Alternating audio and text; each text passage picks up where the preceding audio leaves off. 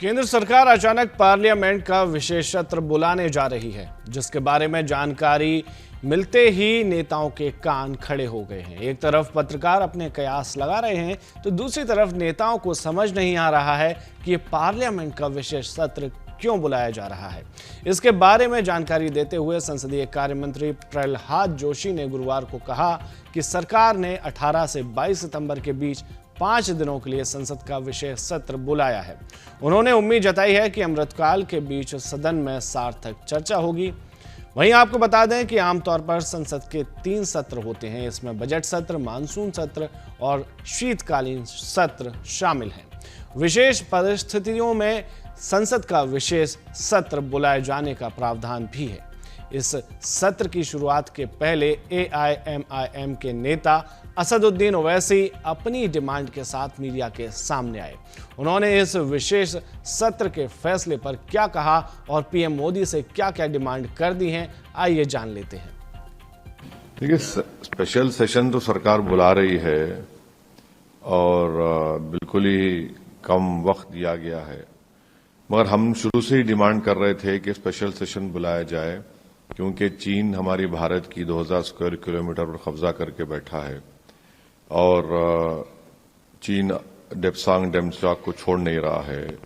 चीन हमको patrolling rights नहीं दे रहा है गोगरा में, हॉट स्प्रिंग्स में, पोंगसोंगसू लेक में। जब स्पेशल सेशन बुला रहे हैं तो उम्मीद करते हैं कि भारत के प्रधानमंत्री चीन के ऊपर डिस्कशन को अलाउ करेंगे।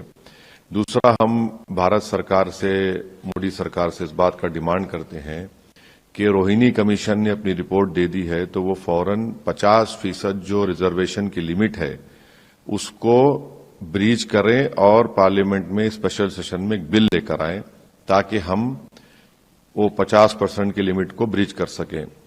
तीसरा, हम इस बात का डिमांड करते हैं कि इसरो के साइंटिस्ट को और नीरज चोपड़ा को पार्लियामेंट में बुलाकर उनको ऑनर किया जाए। ये बड़ा अच्छा मुस्बित पैगाम जाएगा।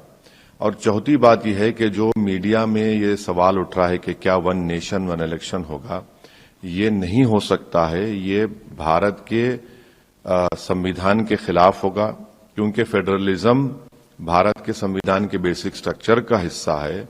और दूसरी बात यह है कि बीजेपी के पास राज्यसभा मेजॉरिटी नहीं है। तीसरी बात उसमें यह निकलेगी कि बहुत से अपोजिशन रूल्ड स्टेट्स हैं जो इस बात को कबूल नहीं करेंगे, क्योंकि कर्नाटक में हालिया इलेक्शन हुआ, क्यों दूसरे स्टेट्स करेंगे। तो वन नेशन वन इलेक्शन मेरे लगता है कि अनकॉन्स्टिट्यूशनल होगा, फेडरलिज्म के खिलाफ होगा, वो बेसिक स्ट्रक्चर का हिस्सा है। तो अब ये नहीं मालूम कि क्या एजेंडा है, मगर हम मोदी सरकार से आखिर में इस बात का भी डिमांड करते हैं कि वो अभी से ही देश को बता दें कि विंटर सेशन कब होगा, उसके तारीख दे दें। ऐसा ना हो कि आप सिर्फ वोट ऑन अकाउंट ले लें फरवरी में और चले जाएं, क्योंकि सप्लीमेंट्री डिमांड तो आप पिछले सेशन में ले चुके हैं।